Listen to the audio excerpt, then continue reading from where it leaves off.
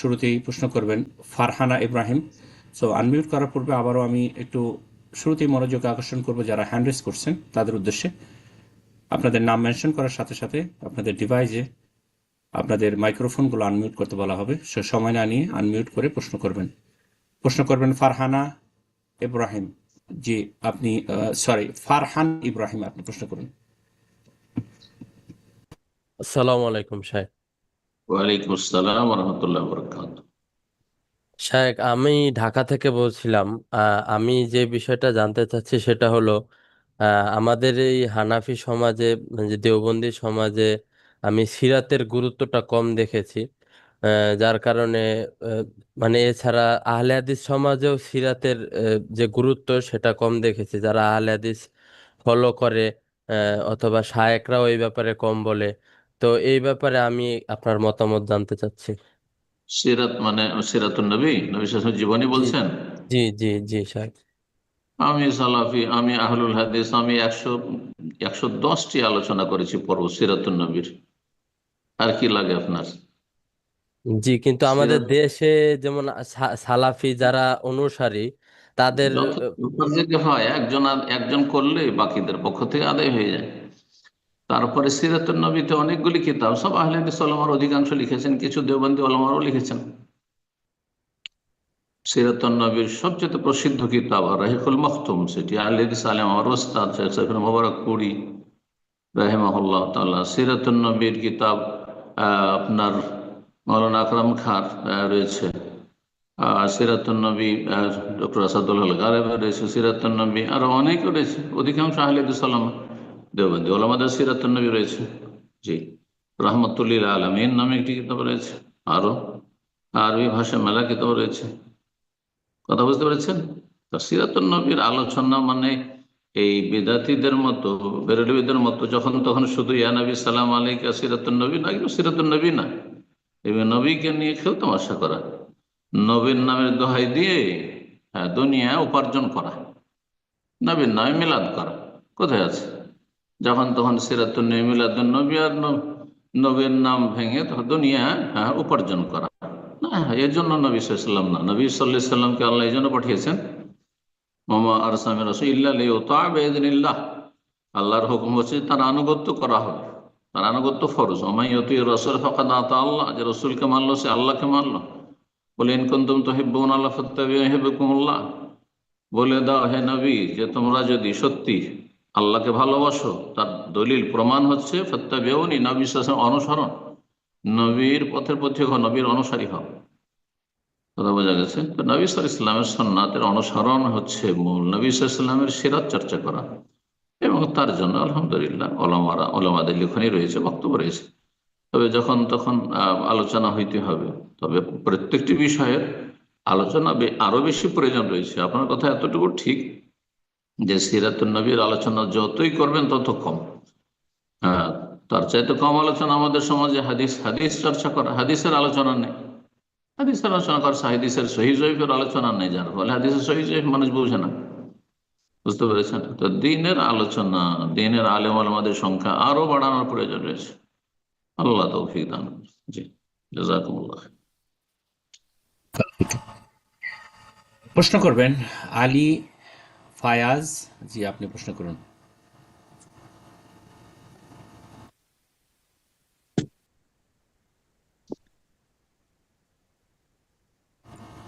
আসসালামু আলাইকুম, আমি ফ্রান্স থেকে বলছিলাম। ওয়ালাইকুম আসসালাম রহমতুল্লাহ বরকাত। জি, বলেন। বারাকাল্লাহ ফিক। যে আমার প্রশ্ন হচ্ছে, এখানে আমরা তারাবিতে শেষে দীর্ঘদিন প্রায় 4-5 দিন আমাদের এখানে তারাবি যিনি নামাজ পড়াইছেন উনি কিতাব দেখে, কিতাবুল কোরআন দেখে পড়াইছেন, কিন্তু পিছে কোরআন অনেক দেখে? হাফেজ ছিল। জি, কোরআন তারাবি দেখে? আমার কোরআন দেখে। হুম, আমাদের একটাই এই মহল্লায় একটা মসজিদ, আর কোনো মসজিদ নেই। দীর্ঘ হুম, বড় একটা মহল্লা, একটা মাত্র মসজিদ। কিন্তু জি, উনার পিছনে অনেক হাফেজ ছিল, যারা ভালো হাফেজ, কিন্তু তাদেরকে হুম, অধিকার পড়াতে দেওয়া হয়নি, কর্তৃপক্ষ দেয়নি, হুম, কেন জানি না। এটা কি আমাদের কাছে একটু খারাপ লাগেছে। এটা কি আপনি ইসলামের অনুমতি এভাবে হ্যাঁ। যদি পিছে কোনো ভালো? দায়িত্বশীলরা কাউকে ইমাম নিযুক্ত করে আর পেছনে মুক্তাদি হাফেজ থাকে, আলেম থাকে, যাকে নিযুক্ত করা হয়েছে তিনি ইমামতি করবেন, সেটি হচ্ছে আসল। এই নয় যে কেউ আসলে তাকে সরে যেতে হবে, এমন শরীয়তের বিধান নেই। তাহলে শরীয়তের একটি মূলনীতি আপনাকে বলি ফিকহের, সেটা হচ্ছে আফজল থাকতে মাফজুলের ইমামতি জায়েজ। অর্থাৎ বেশি উত্তম ব্যক্তি, বেশি শ্রেষ্ঠ ব্যক্তি, সিনিয়র ব্যক্তি থাকা সত্ত্বেও আর তার চাইতে জুনিয়র, কিন্তু সলাতের ইমামতির মৌলিক বিষয়গুলি তার ঠিক আছে, তাহলে তার ইমামতি শুদ্ধ, কোনো আপত্তি নেই, না জায়েজ নয়, মাকরুহ পর্যন্ত নয়। সুতরাং হাফেজ মুখস্থ পড়বে, এটি হচ্ছে উত্তম। কিন্তু যেহেতু কর্তৃপক্ষ একজনকে ইমাম নিযুক্ত করেছেন, তার হেফজ হয়তো অত পাকা নেই, অথবা তার ভুল হওয়ার সম্ভাবনা রয়েছে, মুখস্থ আছে তারপরেও, যদিও উচিত তার যদি হেফজ থাকে তো সেটাকে একটু পাক্কা করে, হ্যাঁ, রিভাইজেশন করে যাওয়া, একটু মেহনত করে যাওয়া। কিন্তু আজকাল অধিকাংশ ইমামগুলি অলস হয়ে গেছে, আল্লাহ হেদায়েত করুক। আজকাল ঢালাও ভাবে দেখে দেখে পড়া শুরু করেছে। দেখে দেখে পড়া জায়েজ, কিন্তু উত্তম নয়। উত্তম হচ্ছে সুন্নত নফলে তারাবি তাহাজ্জুদে হইলেও মুখস্থ পড়া। বুঝছেন না? নবী সাল্লাল্লাহু আলাইহি ওয়াসাল্লাম, সাহাবায়ে কেরামগণ তারা কেউ দেখে পড়েননি, শুধু একজন তাবেঈ যাকওয়ান মায়েশা রাদিয়াল্লাহু তাআলা আনহার দাস ছিলেন, তিনি মুসহাফ দেখে পড়েছেন, ব্যাস এটুকু, এতটুকু দলিল, খুব বেশি। জায়েজের বেশি উত্তম মোটেই না।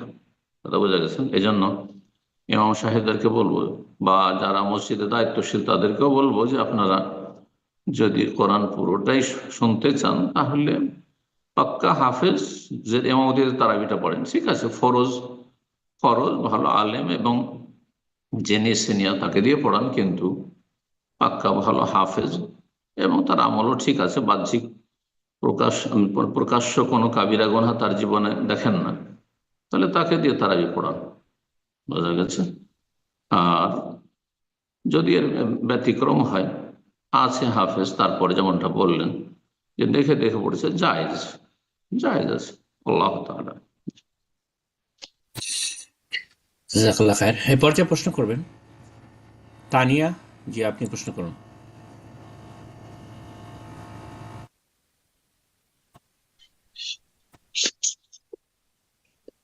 আসসালামু আলাইকুম রহমতুল্লাহ বারাকাতুহ।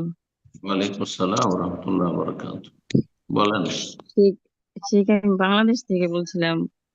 প্রশ্ন বলেন। ঠিক আমার ঠিক আমার প্রশ্ন হলো যে আমি একটা ঘর দিছি আর কি, নতুন। তো এই ঘরের মানে ঢুকতে সময় আর কি ওই ওয়ালে মানে কাছে লেখা না আছে যে লা ইলাহা ইল্লাল্লাহ মুহাম্মাদুর রাসূলুল্লাহ। তো ওইটার উপরে আবার ছাদ। তো ওই ছাদে তো পোলাপান উঠবই, তো ওইটা দেওয়াটা কি জায়েজ হবে কিনা, এটাই ছিল আমার প্রশ্ন। ওয়ালে সেটা আছে, ঝুলানো আছে, আর ছাদ উপরে আছে, সেজন্য বলছেন? হ্যাঁ, হ্যাঁ, ছাদে ছেলেরা উঠবে সেজন্য? হ্যাঁ, হ্যাঁ, ওইটা তো থাকবো নিচে। আপনাদেরকে বেয়াদবি হবে, এটা ভাবছেন? হ্যাঁ, হ্যাঁ, বেয়াদবি হবে, এটাই এটাই আমার প্রশ্ন। তাহলে যারা যারা বহুতলা ভবনে বসবাস করছে তারা কি করবে? নিচের তলায় মুসলিম বাস করে, সেখানে কোরআনে কারীম আছে, আর উপর তলায় মানুষ বসবাস করছে, পেশাব পায়খানা বাথরুম অনেক কিছুই করছে। জায়েজ কিনা? জায়েজ, কোনো অসুবিধা নেই ইনশাআল্লাহ। তবে লা ইলাহা ইল্লাল্লাহ মুহাম্মাদুর রাসূলুল্লাহ কালিমা তাইয়্যিবা কোথাও, অথবা অন্য কোনো আল্লাহু আকবার সুবহানাল্লাহ ঝুলিয়ে রাখা, বা কোথাও নেম প্লেট প্লেট করে রাখা, সাজিয়ে রাখা, এটার উদ্দেশ্যটা কি? এটার উদ্দেশ্য যদি হয় আপনার ঘরকে, হ্যাঁ, সাজানো, তাহলে জায়েজ নয়, এটা অবমাননা। কারণ আল্লাহর কালাম বা আল্লাহর কালিমা, হ্যাঁ, আল্লাহর নাম, এগুলো দিয়ে ঘর সাজানো, হ্যাঁ, এটা হচ্ছে বেয়াদবি, হ্যাঁ, এটা সম্মান হলো না। 2 নম্বর কথা, যদি উদ্দেশ্য থাকে আত্মরক্ষা, ঘরের হেফাজত করা, যে লা ইলাহা ইল্লাল্লাহ মুহাম্মাদুর রাসূলুল্লাহ যদি লেখা থাকে গেটে, তাহলে শয়তান ঢুকবেন না, অথবা শয়তানের অনিষ্ট থেকে, বদনজর থেকে আমরা বেঁচে থাকবো, আমার বাড়িটা বেঁচে থাকবে, গাড়িটা বেঁচে থাকবে, তাহলে এটি জায়েজ না, এটি তাবিজ, আর তাবিজ জায়েজ না। তাবিজ যে করে আল্লাহ তাকে সাহায্য করেন, মান আল্লাহ তামিমাতান ওকেলাইহি, যে ব্যক্তি তাবিজ ঝুলায় তাকে তার দিকে ন্যস্ত করে দেওয়া হয়। সুতরাং এটিও জায়েজ নয়। তৃতীয় অবস্থা, স্মরণ করার জন্য, যে সামনে যদি দেয়ালে থাকে লা ইলাহা ইল্লাল্লাহ আল্লাহু আকবার, তো মাঝে মাঝে আল্লাহর জিকির স্মরণ হবে, আমার ছেলে মেয়েদের জন্য, সেই জন্য লটকে রেখেছি, তো এটি জায়েজ আছে। তিনটি অবস্থা, তার একটি অবস্থা শুধু জায়েজ, এই নিয়তে যদি হয়। আল্লাহু আলাম। জি। এ পর্যায়ে প্রশ্ন করবেন মখলেস উদ্দিন। জি, আপনি প্রশ্ন করুন।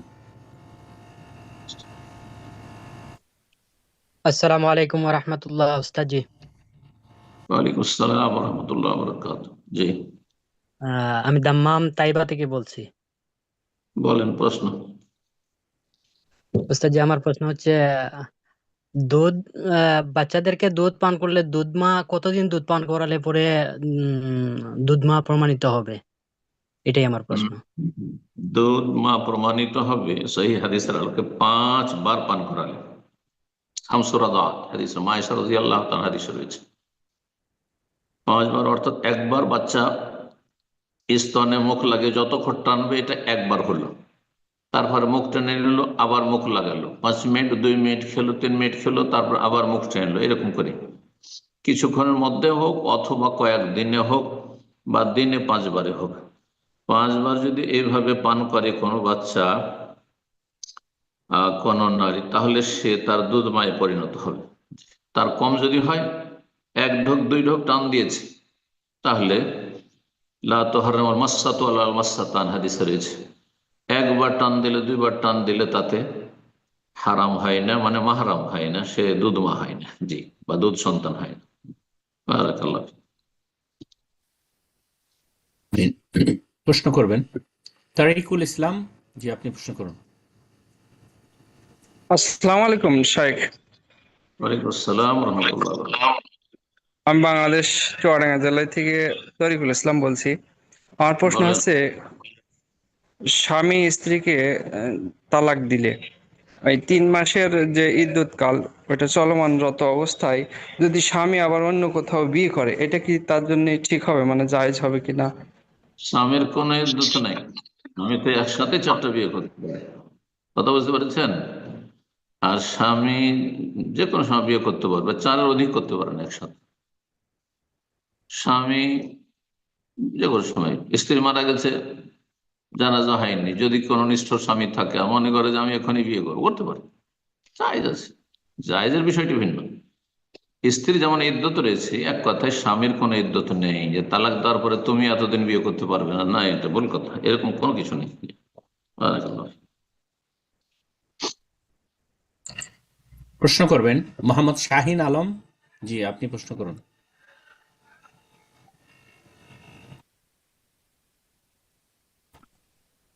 আসসালামু আলাইকুম। ওয়ালাইকুম আসসালাম ওয়া রাহমাতুল্লাহি ওয়া বারাকাতুহু। জি, জি, আমি নওগাঁ থেকে বলতে চাই। বলেন। আমার প্রশ্নটা হলো যে এখানে সূরা ফাতিহার ব্যাপারে, মানে যারা বলছে যে কোরআন পাঠ করলে চুপ থাকো, এই আয়াতের দলিল দিতে গিয়ে তিনি বলেছে হুম, একজন যে সূরা ফাতিহা কোরআন না, সূরা ফাতিহা কোরআন না, এটা এমন একটি সূরা যে বারবার পাঠ করা হয়। সেখানে দলিল দিচ্ছে উনি যে সূরা হিজরের 87 নম্বর আয়াতে যে বলা আছে যে আমি তোমাকে 60টি আয়াত দিয়েছি বারবার পাঠ করার জন্য এবং দিয়েছি মহান কোরআন। আসলে এই হুম। ব্যাখ্যাটা কি জানতে চাচ্ছি, এভাবে ঠিক এই ব্যাখ্যাটা ঠিক আছে কিনা? যদি কেউ বলে থাকে যে যে ওয়াইদা করিয়াল কোরআন ও ফাস্ত, কোরআন পাঠ হবে তখন মনোযোগী হয়ে শোনো আর চুপ থাকো, হ্যাঁ, আর সূরা ফাতিহা পড়তে হবে আমার পিছনে, সেই জন্য সূরা ফাতিহা কোরআন থেকে বের করে দিবেন, এই ব্যাখ্যা কেউ করে তো ভুল করেছে। হ্যাঁ, যদিও সে নিজেকে আহলে হাদিস বলুক, ভুল কথা বলেছে, সে বিভ্রান্ত সে। মোটে সূরা ফাতিহা কোরআনের প্রথম অংশ। জি, এর উপরে ইজমা হয়ে গেছে। জি, ইজমা হয়ে গেছে, কথা বোঝা গেছে। কোরআন এই কোনো ইখতলাফ নেই। আরে বিসমিল্লাহ নিয়ে ইখতলাফ রয়েছে যে বিসমিল্লাহ কোরআন কারীমের অংশ কিনা। সূরা নামলের অংশ, এতে একমত, কারণ সূরা নামলে সূরার ভিতর ইন্নাহু মিন সুলাইমান ওয়া ইন্না বিসমিল্লাহির রহমানির রহিম, কিন্তু বাকি প্রতিটি সূরার আগে যে বিসমিল্লাহ, এটা কোরআনের অংশ না কোরআনের অংশ নয়, আর বিসমিল্লাহ সূরা ফাতিহার অংশ কি অংশ নয়, সেটা প্রথম আয়াত না, সেটা বাদ দিয়ে আলহামদুলিল্লাহ প্রথম আয়াত, এগুলো ইখতলাফ হয়েছে, কথা বোঝা গেছে। আজব কথা এটা, আজব আজব মুফতি ফতোয়া দিয়েছে যে সূরা ফাতিহা কোরআন অংশ নেই, ভুল কথা। তবে এখানে আম আর খাস রয়েছে। আল্লাহ বলছেন যখন কোরআন তেলাওয়াত হবে তখন তোমরা মনোযোগী হয়ে শোনার, চুপ থাকো। এটি আল্লাহ রাব্বুল আম নির্দেশ, সাধারণ হুকুম। আর খাস হুকুম হচ্ছে যে লা সালাতা লিমান লাম ইয়াকরা বিফাতিহাতিল কিতাব, সূরা ফাতিহা ছাড়া সালাত হয় না, সুতরাং সূরা ফাতিহা পড়ো। জি। যেমন জুমার খুতবা চলাকালীন সালাত চলবে না, জুমার খুতবা শোনা ওয়াজিব। এখন এই যুক্তি কেউ যদি পেশ করে যে জুমার খুতবা শোনা ওয়াজিব আর আপনার তাহিয়াতুল মসজিদ সুন্নত, আপনি ওয়াজিব ছেড়ে দিয়ে সুন্নত করবেন, তখন বলবো যে জুমার খুতবা শোনা ওয়াজিব যে আগে এই সুন্নত আদায় করে নিয়েছে। আর যে ব্যক্তি বাইরে থেকে এখন আসছে তার জন্য গুরুত্বপূর্ণ এখানে হচ্ছে যে আগে তুমি তাহিয়াতুল মসজিদ পড়ো, তারপরে খুতবা শোনার যোগ্যতা লাভ করবে। নবী সাল্লাল্লাহু আলাইহি ওয়াসাল্লাম এক লোক বসে গিয়েছে সুন্নত ছেড়ে, যদি আপনি এই যুক্তি পেশ করেন, বসে গেছে, জুমার খুতবা চলছে, বলছেন সাল্লাইতা রাকাতাইন, 2 রাকাত সালাত পড়েছো তাহিয়াতুল মসজিদ? বলছেন না, পড়িনি। বললেন আগামীতে এমনটা করিও না, এই কথা বলে ছেড়ে দিলেন। বলছে কোম ফাসাল্লি রাকাতাইন, কোম ফারকা রাকাতাইন, উঠো 2 রাকাত পড়ো, তারপরে বসো, তারপরে এই শোনো, খুতবা শোনো। কথা বোঝা? ঠিক ওই রকম আমার খাস উসুল ফিকহের কায়দা রয়েছে। কোন একটা হুকুম আল্লাহ রাব্বুল আলামিন অথবা রাসূলুল্লাহ সাল্লাল্লাহু আলাইহি ওয়াসাল্লামের আম হুকুম, সাধারণ হুকুম, আর বিশেষ একটা হুকুম হচ্ছে বিশেষ শ্রেণীর মানুষের জন্য বা বিশেষ অবস্থার জন্য।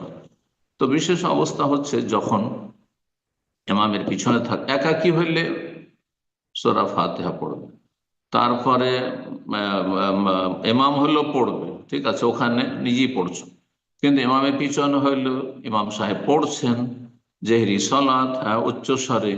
এখন পেছনে আপনি কি করবেন? এই ক্ষেত্রে ইখতিলাফ, একদল বলছেন না শোনেন, এই ক্ষেত্রে পড়বেন না, জেহরিতে পড়বেন না, সিরিতে পড়বেন। এটা অধিকাংশ উলামাদের মত, কিন্তু ইমাম শাফি, ইমাম বুখারী, আহলে হাদিস অধিকাংশরা বলছেন যে না, এই ক্ষেত্রে এটি হচ্ছে খাস হুকুম, যে এখানে মুক্তাদি পেছনে সূরা ফাতিহা পড়ে নেবেন, তারপরে শুনবেন। আল্লাহু আ'লাম। এ পর্যায়ে প্রশ্ন করবেন এস কে মুস্তাকিম, আপনি প্রশ্ন করুন।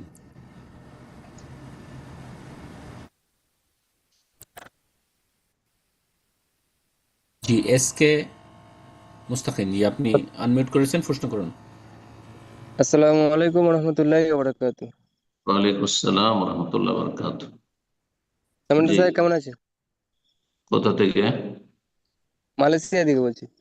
বলেন? আলহামদুলিল্লাহ, আল্লাহ ভালো রাখা। বলেন, প্রশ্ন বলেন। জি স্যার, আমার প্রশ্নটা হচ্ছে জাকাতের ব্যাপার। যে আমরা ধান ধান যে চাষ করা হয়, ধান যখন মাঠ থেকে তুলে নিয়ে চলে আসা হবে, এর এর জাকাতটা কিরকম? মানে সঙ্গে সঙ্গে কি জাকাতটা দিয়ে দিতে হবে, না এটা থাকবে, মানে বছরের পর তারপর এর জাকাত বার করতে হবে? এটা একটু বললে উপকৃত হতাম। টাকা পয়সার জাকাতের ক্ষেত্রে বছর পুরা হইতে হবে, ব্যবসায়ী সামগ্রীতে বছর পুরা হইতে হবে। কথা বুঝতে পেরেছেন? স্বর্ণ চাঁদি থাকলে তাতে বছর পুরা হইতে হবে, কিন্তু খাদ্যদ্রব্য, ফল মূল, খেজুর, কিশমিশ অথবা আপনার খাদ্যদ্রব্য ধান, গম, এগুলোর ক্ষেত্রে আল্লাহ সূরা আনায় বলছেন ওয়া আতু হাক্কাহু ইয়াওমা হাসাদিহি, এর হক দিয়ে দাও। খাদ্যদ্রব্যের জাকাত দিয়ে দাও ইয়াওমা হাসাদিহি, কেটে মেরে নিয়ে আসার দিনেই। যেদিন কেটে মেরে নিয়ে আসবেন উঠিয়ে, সেই দিন আগে ওসর বের করে দেবেন, ওসর জাকাত বের করে দেবেন, তারপরে তখন ঘরে উঠাবেন। রব্বুল আলামিন বলেছেন, কোরআনের হুকুম এটি। বারাকাল্লাহ। আমিন। প্রশ্ন করবেন রিয়া ইসলাম, জি আপনি প্রশ্ন করুন।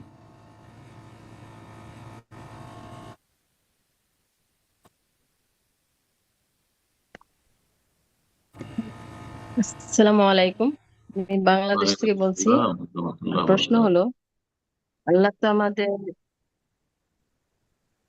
আল্লাহ তো আমাদের মানুষকে সৃষ্টির সিরাজীব হিসেবে সৃষ্টি করেছে। এখন আমার প্রশ্ন, যে আসমান এবং জমিনে আল্লাহ যা সৃষ্টি করেছে এগুলোকে আসলে মানুষের কল্যাণের জন্যই সৃষ্টি করেছে, না অন্য কোনো আল্লাহর উদ্দেশ্য বা যাই হোক হিকমা আছে? এইটাই আমার প্রশ্ন।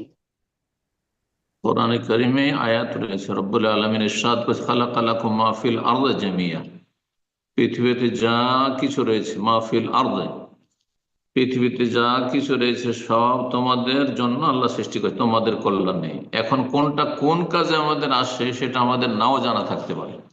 আমাদের চোখের সামনে অনেক উদ্ভিদ আছে, অনেক আপনার গাছগাছড়া আছে, সেগুলি মহা ঔষধ, চিকিৎসা। এমন রোগের জন্য যে রোগের চিকিৎসা হয়তো আজকাল অনেক ক্ষেত্রে সায়েন্টিফিক ভাবে আবিষ্কার হয়নি, কিন্তু তাতে আছে, কিন্তু আমাদের জানা নেই। কথা বোঝা গেছে? তো এক সময় হয়তো মানুষ জানবে, অথবা অজানা বহু কিছু অজানা থেকে যাবে। তো আল্লাহ কোরআনে যেখানে বলেছেন যে পৃথিবীর যা কিছু সৃষ্টি করা হয়েছে হে মানব তোমাদের কল্যাণের জন্য, কি কল্যাণ আছে আল্লাহ বলেন। কারণ সাপে কি কল্যাণ আছে, বিচ্ছুতে কি কল্যাণ আছে, কষ্টটা জীবজন্তুতে কি কল্যাণ আছে, হিংস্র পশুদের কি কল্যাণ আছে, আমাদের আল্লাহ বলেছেন। আল্লাহ তাআলা আলাম। জি। এরপর যা প্রশ্ন করবেন হামিদা খাতুন, জি আপনি প্রশ্ন করুন।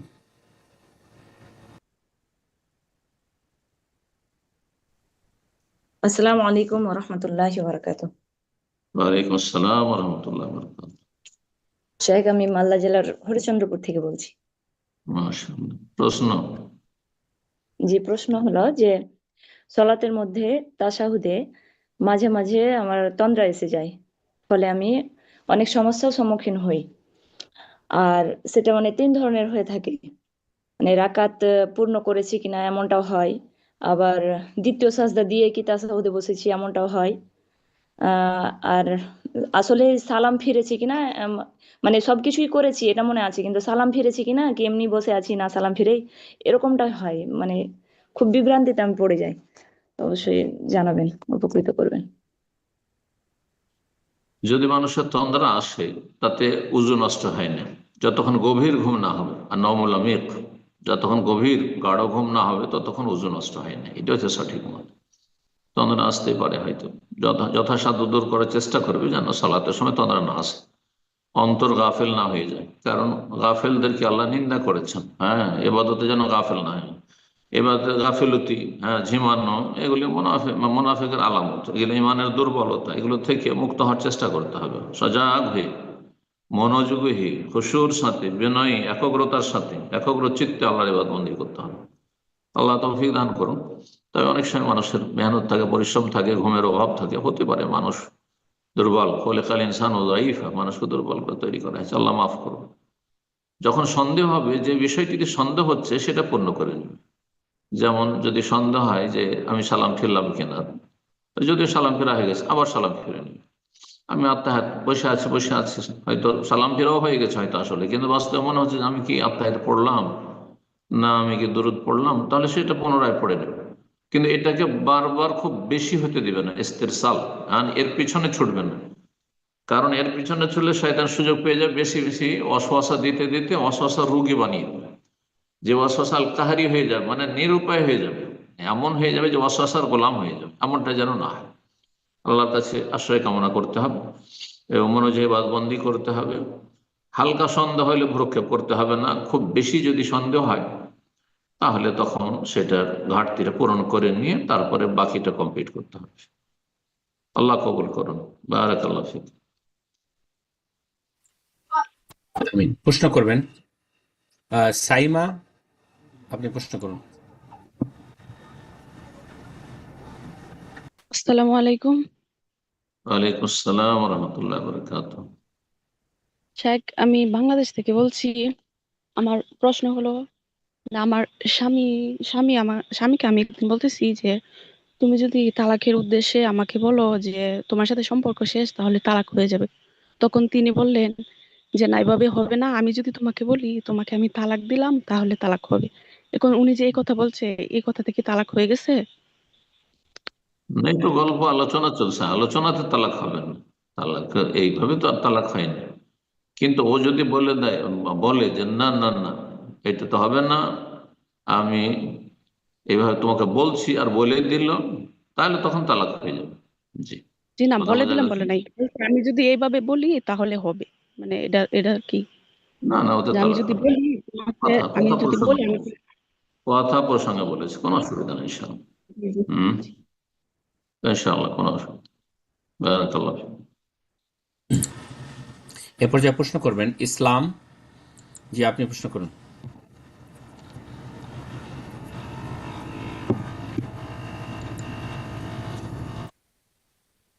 ইসলাম, জি আপনার ডিভাইসটা আনমিউট করে নিন, প্রশ্ন করুন।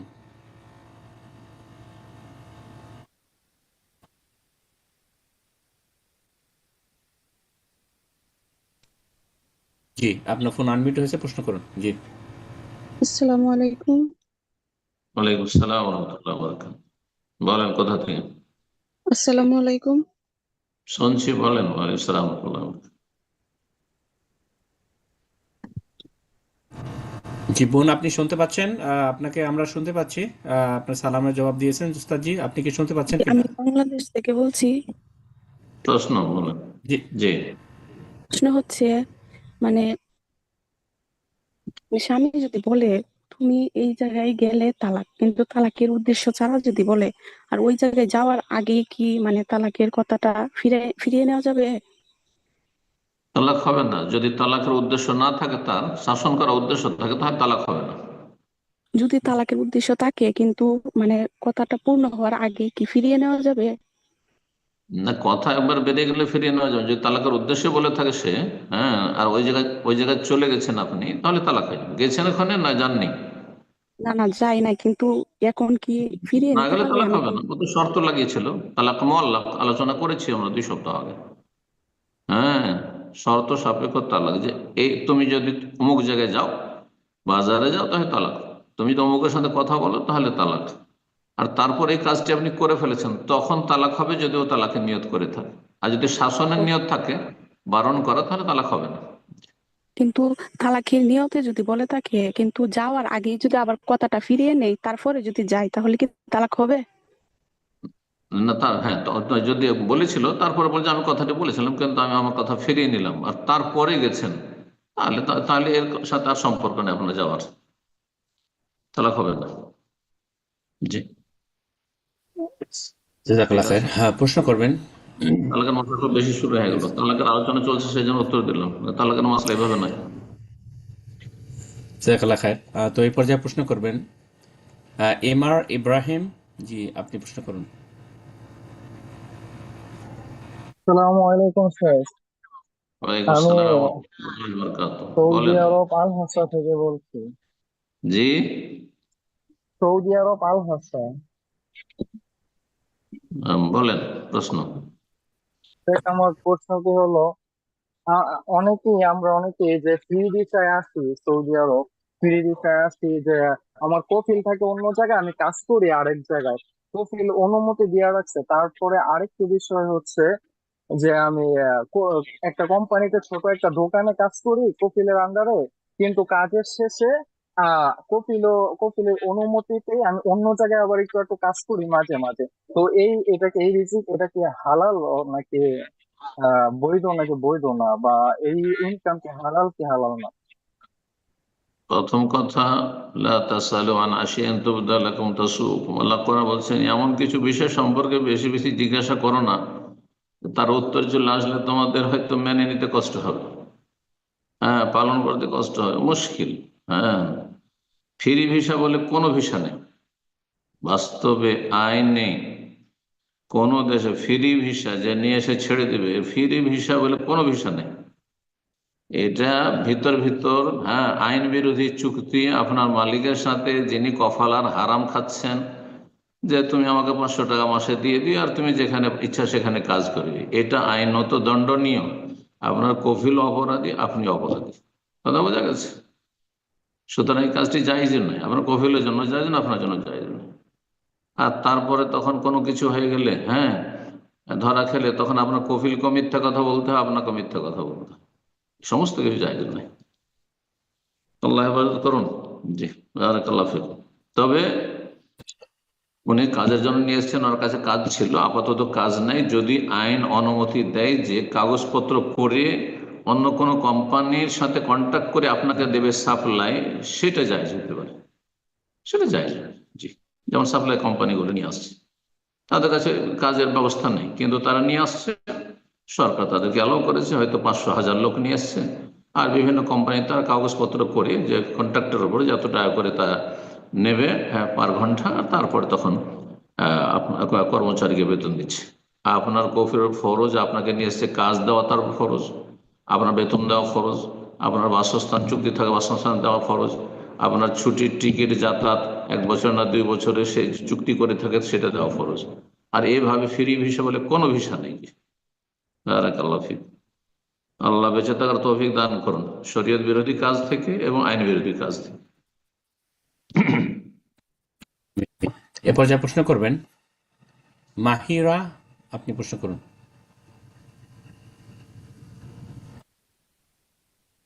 আসসালামু আলাইকুম ওরহমতুল্লাহি ওয়াবারাকাতুহু। সম্মানিত শাইখ, ওয়ালাইকুম আসসালাম ওয়া রাহমাতুল্লাহি ওয়া বারাকাতুহু। জি। শাইখ আমার একটা মেয়ে আছে 10 বছরের। তো ও আলহামদুলিল্লাহ আমার চেয়ে বেশি কোরআন মেমোরাইজ করছে এবং এখনো করতেছে। তা আমরা বাসায় যখন একসাথে নামাজ পড়ি, দুজন একসাথে পড়ি, তো ও সামটাইমস ইমামতি করতে চায়। তো ও এখনো নাবালিকা। তো আমি কি ওকে ইমাম বানাইতে পারবো নামাজের সময়? বয়স কত? 10 বছর। ও এমনি নাবালিক শুদ্ধভাবে নামাজ পড়তে পারে। নাবালক নাবালিকার ইমামত জায়েজ হানাফি মযহাবে শুধু মাকরুহ, কিন্তু কোনো দলিল নেই। নবী সাল্লাল্লাহু আলাইহি সাল্লামের সাহাবীর নাবালক ছিলেন আর ইমামতি করতেন। 10 বছর বা 10 বছর কম বয়স ছিল, 9 বছর 10 বছর বয়সে সাহাবী আমর ইবনে সালামা তিনি ইমামতি করেছেন। তিনি তার মহল্লার মসজিদ ইমামতি করেছেন। তো ইমাম হওয়ার জন্য, ইমামতি শুদ্ধ হওয়ার জন্য সাবালক সাবালিকা হওয়ার কোনো শর্ত নেই কোরআন হাদিসে। কি শর্ত রয়েছে? সে যেন সালাতের মাসলা মাসাইল জানে, সে সালাত যে ইবাদত সেটা যেন বুঝে, তার মধ্যে তামিজ থাকে। সুতরাং সাধারণত তামিজ, এটি আমার সালাত, এটি নামাজ, নামাজ অবস্থা এগুলো চলবে না, এটা জানার জন্য, এটা বোঝার জন্য, এটা শেখার জন্য কমপক্ষে 7-8 বছর বয়স হওয়া উচিত। 5 বছরের ছেলেকে 5 বছরের মেয়েকে ইমামতি দিলে তো কাজ হবে না। তো তারপরে 7-8 বছর 9 বছরে যদি শরীয়তের মাসলা মাসাইল, নামাজের মাসলা মাসাইল বুঝে, শরীয়তের সব মাসলা জানা জরুরি নয়, সালাতের মাসলা মাসাইল বুঝে এবং সালাতের গুরুত্ব বুঝে, ইমামতির দায়িত্ব বুঝে, আর তারপরে যদি ইমামতি করে তো জায়েজ আছে, কোনো অসুবিধা। আপনার কেন, যদি আরো কয়েকজন মহিলার ইমামতি করে তাও জায়েজ। বারাকাল্লাহ। এ পর্যায়ে প্রশ্ন করবেন আবু জাফর। জি, আপনি প্রশ্ন করুন। জি, আসসালামু আলাইকুম রহমতুল্লাহি ওয়া বারাকাতুহু। ওয়ালাইকুম আসসালাম ওয়া শেখ, আমি রাহমাতুল্লাহি ওয়া বারাকাতুহু। জেদ্দা থেকে বলছি। বলেন। জি, আমার প্রশ্ন হলো গিয়ে যে কুরবানি, যে সে কুরবানির যে পশুর যে নাড়ি ভুঁড়ি আছে, এগুলো আরেকজনের দিয়ে পরিষ্কার করে নিয়ে যাওয়া যাবে কিনা, তার কিছু অংশ তাকে আর দেওয়া যাবে কিনা, আরেকজনকে দিয়ে কি করবে? পরিষ্কার করে নিয়ে তাকে কিছু অংশ দেওয়া যাবে কিনা। ও, পারিশ্রমিক হিসাবে দিবেন না, হাদিয়া হিসাবে। হাদিয়া নিয়ত করলে ঠিক আছে। আর যদি বলে যে আমি এটা পরিষ্কার করবো সেজন্য পারিশ্রমিক, তো না। হয়তো অনেক সময় নাড়ি ভুঁড়ি ফেলে দিচ্ছেন, আপনি হয়তো সাফ করতে পারবেন না সেজন্য ফেলে দিচ্ছেন, আর একজন বলে আমি সাফ করবো, তো সে সাফ করলো। অথবা আপনার তুমি সাফ করতে বলো, সাফ করে নাও, আর পারলে আমাকে কিছুটা দিও, জায়েজ আছে, এরকম কোনো অসুবিধা নেই। কিন্তু সেটা পারিশ্রমিকের নিয়ত যেন আপনার না থাকে আর ওরও না থাকে। এ পর্যায়ে প্রশ্ন করবেন মাহেদি ইবেন মালিক। জি, মাহেদি ইবনি মালিক, আপনি প্রশ্ন করুন। ইবন মালিক। জি। আসসালামু আলাইকুম রহমতুল্লাহি ওয়া বারাকাতুহু। ওয়ালাইকুম আসসালাম ওয়া রাহমাতুল্লাহি ওয়া বারাকাতুহু। জি, শাহেখ, আমি বাংলাদেশ কুমিল্লা থেকে বলছিলাম শাহেখ। বলেন প্রশ্ন। শাহেখ, আমার প্রশ্ন হচ্ছে শাহেখ, আমি গার্মেন্টসে চাকরি করি। তো আমাদের এই জায়গার যে হুজুর, উনি ওই যে সুন্নি আকীদার মাদার পূজার আকীদার হুজুর। এখন উনি যে আমাদের, হ্যাঁ, জি জি, এখন উনি যে আমাদের হ্যাঁ, উনি আমাদের যে সলাত আদায় করায়, এবং ওনার যে আকীদা, এবং উনি বিশ্বাস করে নবী গায়েব জানেন, নবী হাজির নাজির, আল্লাহ সব জায়গায় আছেন। এবং এটা হচ্ছে আমাদের অফিসের ইমাম, উনি এই আকীদা পোষণ করেন। এবং আমি যে বাসায় থাকি, আমার বাসার পাশে যেই মসজিদ আছে, ওই মসজিদে হানাফি আকীদার, কিন্তু ওনার যে মাঝে মাঝে জুমার খুতবা শুনি আমি, তাতে বোঝা যায় যে উনি যে অনেক সময় যে পীর মুরিদের কাহিনী বলে বা বলে যে একটা পুকুরের মধ্যে সুই পড়ে গেছে, ওনার এমন কারামত আছে, তারপরে উনি খুঁজা পাইছে। এই কেমন একটা শিরকি পর্যায়ের, কি এমন একটা গায়বী পর্যায়ের আলোচনা করে। এখন এই সব আলিমের পিছনে কি আমি সলাত আদায় করতে পারবো, নাকি আমি ঘরে সলাত আদায় করব? একটু আমাকে না, যদি বলতেন। যাদের আকীদায় বড় শিরক কুফর রয়েছে তাদের পিছনে সালাত পড়া জায়েজ না, তাদের নাম যাই হোক না কেন। যে বলে নবী আলেমুল গায়েব, আল্লাহর সাথে শরীক করে দিল, হ্যাঁ, আল্লাহর এলমে, এলমুল গায়েব, হাজির নাজির, আল্লাহ রাব্বুল আলামিন তার জ্ঞানের এলমের দিক থেকে হাজির, ক্ষমতার দিক থেকে হাজির, আল্লাহ সত্যগত ভাবে সাত আকাশের ওপরে আরো হাজির। হ্যাঁ, তো নবীকে হাজির মনে করা, নবী মদিনা থেকে বাংলাদেশে হাজির, জাপানে হাজির, সারা বিশ্বের সব জায়গায় হাজির, এটা শিরক কুফর। এটা নাজির মানে সব দেখছেন নবী, হ্যাঁ, নবীর কবর মদিনা থেকে সারা দুনিয়া সব দেখছেন, আমাদের আমল দেখছেন, এটা শিরকি কথা, কুফরি কথা। কথা বোঝা গেছে? তারপর আল্লাহ ছাড়া অন্যকে ডাকা ইত্যাদি বড় শিরকি কথা। এদের পিছনে সালাত পড়া জায়েজ না, একা সালাত পড়তে হবে এবং এরকম জায়গাতে হিজরত করতে হবে। এরকম জায়গায় বসবাস করা স্থায়ী জায়েজ না। হিজরত একই দেশের মধ্যে এক এলাকাতে আর এক এলাকায় করতে হবে। আপনি যত তাড়াতাড়ি পারেন এইসব শিরকি এলাকা থেকে কর্মসংস্থান পরিবর্তন করেন, অথবা আপনি বাড়িঘর সেখান থেকে সরিয়ে নেন। সেখানে এরকম জায়গায় বসবাস করলে আপনার ছেলে মেয়েরা ভবিষ্যৎ অন্ধকার। আল্লাহ হেফাজত করুক। বারাকাল্লাহ। আমিন। এ পর্যায়ে প্রশ্ন করবেন খালেদা বিনতে মুস্তাফিজুর রহমান। জি, আপনি প্রশ্ন করুন। আসসালামু আলাইকুম রহমতুল্লাহ বরকাত। ওয়ালাইকুম আসসালাম ওয়া রাহমাতুল্লাহি ওয়া বারাকাতুহু। বাংলাদেশ বলেন। থেকে আমার প্রশ্নটা হলো, আমার স্বামী অনেক বেশি নেশা করতো সাহেব, উনি অনেক বেশি মদ এবং ইয়াতে কি জানি কয় বিয়ারে আসক্ত ছিল। তখন ওই অবস্থায়, মাতাল অবস্থায় উনি আমাকে বলল যে আমি তোরে তালাক দিয়ে দিছি, যা তোরে তালাক দিয়ে দিছি, এরকম কয়েকবার বললো। বলার পরে যখন উনি রাত্রে শুইতো বা সকালবেলা জ্ঞান ফেরার পরে উনি বলতো যে উনি এগুলো বলে না বা উনি এগুলো মনে নাই, এরকম কিছু। তো এই পর্যায়ে যদি এরকম কয়েকবার বলে তাহলে কি সেক্ষেত্রে কি তালাক হবে? তালাকের মশলা অনলাইনে বলা মুশকিল খুব, কিন্তু কথা হচ্ছে যে নেশাগ্রস্ত ব্যক্তি তালাক বড় ইখতিলাফি মশলা। যেই ব্যক্তি বেহুশ, এমনি বেহুশ হয়েছে অসুস্থতার কারণে, আর এই সেই অবস্থায়, বেহুশ অবস্থায়, সেন্সলেস অবস্থায় তালাক দেয়, হ্যাঁ, বিবেক কাজ করছে না বা পাগল হয়ে গেছে, পাগল জুনুন, তো তার তালাক হবে না। কিন্তু যে ব্যক্তি নিজে অপরাধ করে, হ্যাঁ, মাদক দ্রব্য সেবন করে সে তার বিবেক হারিয়ে দিয়ে তালাক দিয়েছে মাতাল অবস্থায়, তার তালাক হবে কিনা তালাকি মাসলা। জি, এক্ষেত্রে একদল বলছে তালাক হয়ে যাবে। তো যাই হোক, এই জন্য যদি বিজ্ঞ ওলামায়ে কেরামদের কাছে সেখানে দেশে যেতে পারেন, জিজ্ঞাসা করে নেবেন, এটা ভালো হবে। আর যদি আপনার বিবেক ফিরে আসার পরে, তার মাতালামি শেষ হওয়ার পরে যদি বলে যে হ্যাঁ আমি তালাক দিয়েছি, তাহলে তো হয়ে যাবে। তাকে যদি জিজ্ঞাসা করে যে তুমি তালাক দিয়েছো, বলছে হ্যাঁ দিয়েছি, তাহলে তালাক হয়ে যাবে। কিন্তু যদি বলে যে না আমি তো কিছু জানি না, আর আল্লাহু আলাম, আল্লাহ হেফাজত করুন, আল্লাহ তাকে হেদায়েত দান করুন এবং তার অনিষ্ট থেকে আল্লাহ আপনাকে রক্ষা করুন। জি, আল্লাহ আপনার জন্য ভালো প্রশ্ন করবেন। দোয়া করি। বারাকাল্লাহ। জাযাকাল্লাহ খায়ের। এ পর্যায়ে প্রশ্ন করবেন আব্দুল্লাহ। জি, আপনি প্রশ্ন করুন।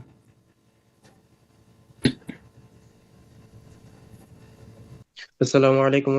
আসসালামু আলাইকুম শেখ। ওয়ালাইকুম আসসালাম ওয়া রাহমাতুল্লাহি ওয়া বারাকাতুহু। জি শেখ, আমি বাংলাদেশ ঢাকা থেকে বলছি।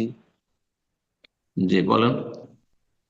শেখ, আমার প্রশ্ন হলো শেখ, আমি গত 2 মাস ধরে একটা ওয়াসওয়াসায় ভুগতেছি। সেটা হচ্ছে রাসূলুল্লাহ সাল্লাল্লাহু আলাইহি সাল্লাম সম্পর্কে অনেক বাজে চিন্তা, বাজে কথা আসে।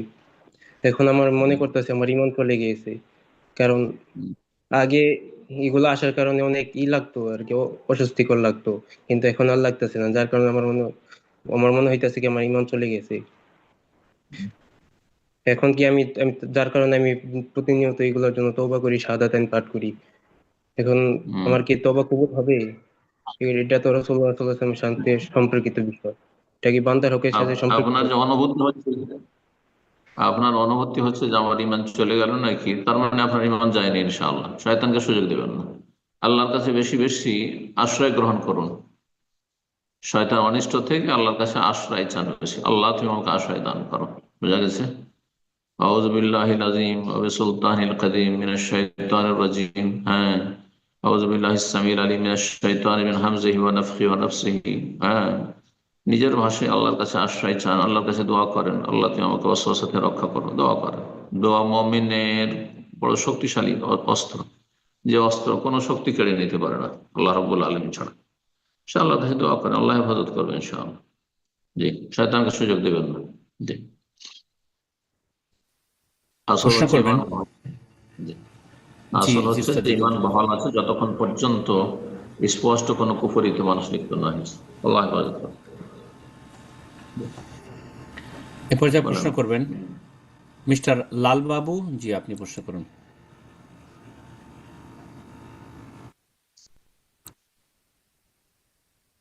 মিস্টার লাল বাবু, আপনার ডিভাইসটা আনমিউট করে নিন, প্রশ্ন করুন।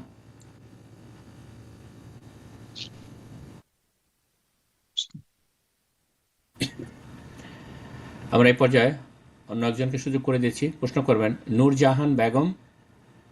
জি, আপনি প্রশ্ন করুন।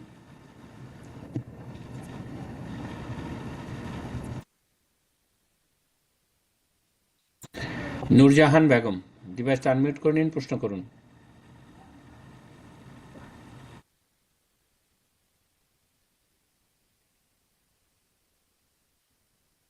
আমরা এই পর্যায়ে সুযোগ করে দিচ্ছি আরেকজনকে, সাব্বির ইসলাম। জি, আপনি প্রশ্ন করুন।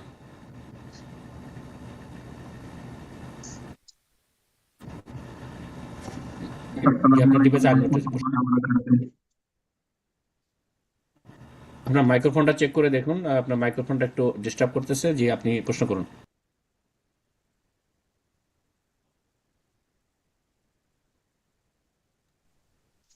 আসসালামু আলাইকুম। ওয়ালাইকুম আসসালাম ওয়া রাহমাতুল্লাহি ওয়া বারাকাতুহু। শেখ, আমি যে এলাকায় থাকি ওই কোথায় এলাকার কোথা দিয়ে বলছেন? খুলনা খুলনা বাংলাদেশ থেকে বলছি শেখ। জি, প্রশ্ন বলেন। আমি আমি যে এলাকায় থাকি ওই এলাকার কয়েক কিলোমিটারের মধ্যে কোনো সহিহ আকীদার কোনো মসজিদ নাই। তো যে মসজিদ আমাদের এলাকা ভিত্তিক যে মসজিদ, তারা হচ্ছে আপনার ওই চিস্তিয়া সাবেরিয়া তরিকার লোক, কিন্তু দেওবন্দি আর তাদের আকিদা খুতবাগুলো ওই রকম, তারা সবে বরাত পালন করবে, সম্মিলিত মোনাজাত করবে। কওমি সিলসিলার লোক তাই না? হ্যাঁ শেখ। বেদাতি বেদাতি তো কিন্তু এই বড় কুফরি বেদাত, প্রকাশ্য কুফরি বেদাত তাদের নেই, নামাজ জায়েজ, কিন্তু তারপরে হিজরতের চেষ্টা করবেন না। জি। এখন ওই তাদের মসজিদে কি নামাজ পড়া কি উচিত হবে নাকি বাসায় পড়বো? বললাম তো, না বাসায় পড়া যাবে না, আপনি হিজরত করেন ওখান থেকে, আর না হলে যতদিন আছেন ওদের পিছনে নামাজ পড়েন। জি। যতক্ষণ প্রকাশ্য শিরক না ধরেছেন। কোন তরিকার সুফি তরিকার লোক হইলেই যে বড় মুশরিক বানিয়ে দেবেন তা নয়, বেদাতি। বুঝা গেছে? যতক্ষণ পর্যন্ত আল্লাহ ছাড়া অন্যকে না ডাকছে, ইয়া গাউস, ইয়া খাজা, ইয়া জিলানি, ইয়া চিশতি, ইয়া হুসাইন, ইয়া আলী, যতক্ষণ না করবে কথা বোঝা, অথবা নবীকে হাজির নাজির আলমুল গায়েব না বলবে, হ্যাঁ, বড় শিরক কুফরি কথা না বলবে, উচ্চারণ না করবে, ততক্ষণ পর্যন্ত তাদের পিছনে সালাত পড়বে। খালা খায়ের, এরপর যারা প্রশ্ন করবেন এক্স ওয়াই জে। যে আপনার পার্টিসিপেন্ট লিস্টে এক্স ওয়াই জে, আপনি প্রশ্ন করুন। আসসালামু আলাইকুম শেখ। ওয়ালাইকুম আসসালাম ওয়া রাহমাতুল্লাহি ওয়া বারাকাতুহু। জি, শেখ উত্তর দিনাজপুর ইসলামপুর থেকে বলছি আমি। আমার প্রশ্ন ছিল যে এখানে আগে আগে আমি বেরেলভী ছিলাম, তারপর আহলে হাদিস হয়েছি। তো আমাকে এখানে এই আহলে হাদিস মসজিদ থেকে আমার বাড়ি থেকে যেতে দেয়নি, এখন কি বাড়িতে নামাজ পড়বো নাকি? 6 মিনিট লাগে ওই মসজিদে যেতে। আর আহলে হাদিস মসজিদে যে 6 মিনিট লাগে? হ্যাঁ, মানে রোডের এই পাশে সব বেরেলভী জনসংখ্যা, রোডের ওই পাশে আহলে হাদিস। না, বেরোলে মসজিদে নামাজ পড়া জায়েজ না আপনার জন্য? হ্যাঁ, দেবন্দি মসজিদ হলে চলতো, কিন্তু আপনি বেরোলে মসজিদে নামাজ পড়েন কেন? তা তো বড় শিরকি আকীদা সব। 6 মিনিট কোনো ব্যাপারই না। হ্যাঁ, আমরা মদিনা ইউনিভার্সিটিতে পড়েছি 8 মিনিট পাক্কা, বড় স্পিডে আসতাম। আমার বিল্ডিংটি, হোস্টেলটি ছিল সবচেয়ে দূরে, 8 নম্বর বিল্ডিং ছিল, 2 বছর প্রথম ছিল, 8 মিনিট লাগতো। পরের 2 বছর অবশ্য 2-3 মিনিট লাগতো, কাছেই ছিল। তো আমরা নামাজ পড়তে আসতাম, একটি শুধু মসজিদ আমাদের ইউনিভার্সিটিতে। জি। শুধু ফ্যাকাল্টিতে আলাদা আলাদা মুসাল্লা ছিল জোহর পড়ার জন্য, বাকি 5 ওয়াক্ত সালাত পড়ার জন্য আমাদেরকে 8 মিনিট হেঁটে আসতে। জি, 10 মিনিট এরপর যা প্রশ্ন করবেন। জি উস্তাদ জি। জি, প্রশ্ন বলেন, প্রশ্ন। জি জি, কাজী এরপর যা প্রশ্ন করবেন, কাজী আপনি প্রশ্ন করুন। আসসালামু আলাইকুম শেখ। ওয়ালাইকুম আমি আসসালাম আমি ওয়া আমেরিকা থেকে বলছি শেখ। জি, আমার প্রশ্ন, কেউ যদি মহরম ছাড়া 4-5 ঘন্টার দূরত্বে গিয়ে কোনো হোটেলে মেয়ে অথবা বোন নিয়ে থাকে 2-1 দিন, সেক্ষেত্রে কি জায়েজ আছে? যদি দিনে মহরম ছাড়া দিনে করে যাত্রাপথে যায়। দেখেন, কোন জায়গায় থাকার জন্য মাহরাম শর্ত না, যদি সেখানে থাকাটা নিরাপদ থাকে। যেমন কোন জায়গায় নিরাপদ হোস্টেল আছে, হোটেল আছে, আর সেখানে রুমে আছে, মাহরাম থাকা আবশ্যক না, সেখানে নিরাপত্তা থাকা আবশ্যক, ফরজ। কিন্তু এই সফর করার জন্য মাহরাম শর্ত। মহিলা একা বা একাধিক মহিলা একসাথে সফর করা জায়েজ নয়, গুনহার কাজ, গুনাহ হবে, গোনা হবে। আর এতে মহিলাদের সম্মানিত করা, সুরক্ষিত করা হয়েছে। কারণ মহিলারা অধিকাংশ ক্ষেত্রে জুলুম অত্যাচারের শিকার হচ্ছে, ধর্ষণের শিকার হচ্ছে, অথবা অনেকে শয়তানি, বিভিন্ন রকম শয়তানি করে থাকে। সেটা শুধু মহিলা থাকলে তখন এটার সাহস করে, কিন্তু একজন পুরুষ থাকলে তাকে বহুবার চিন্তা করতে হয়, সাথে একজন পুরুষ শাওয়ালও থাকে। এজন্য এই রহস্যের কারণেই শরীয়তে মাহরামের শর্ত লাগানো হয়েছে সফর করার জন্য। বারাকাল্লাহু ফিক। সেটি নেকির সফর হোক, ব্যবসা বাণিজ্যের সফর হোক, জায়েজ সফর হোক। জি, বারাকাল্লাহু ফিক। আমি জাযাকাল্লাহ খায়ের। তো আমরা প্রোগ্রামে একদম শেষ পর্যায়ে, আজকে সর্বশেষ প্রশ্ন নিব। উস্তাদ জি, আরেকটা প্রশ্ন নেওয়া যাবে কিনা জানি না, টাইমের কি অবস্থা। একটা শেষ প্রশ্ন ইনশাআল্লাহ। জি ইনশাআল্লাহ। তো আজকের সর্বশেষ প্রশ্ন ইনশাআল্লাহ প্রশ্ন করবেন মারিয়াম আক্তার রোমা। জি, আপনি প্রশ্ন করুন।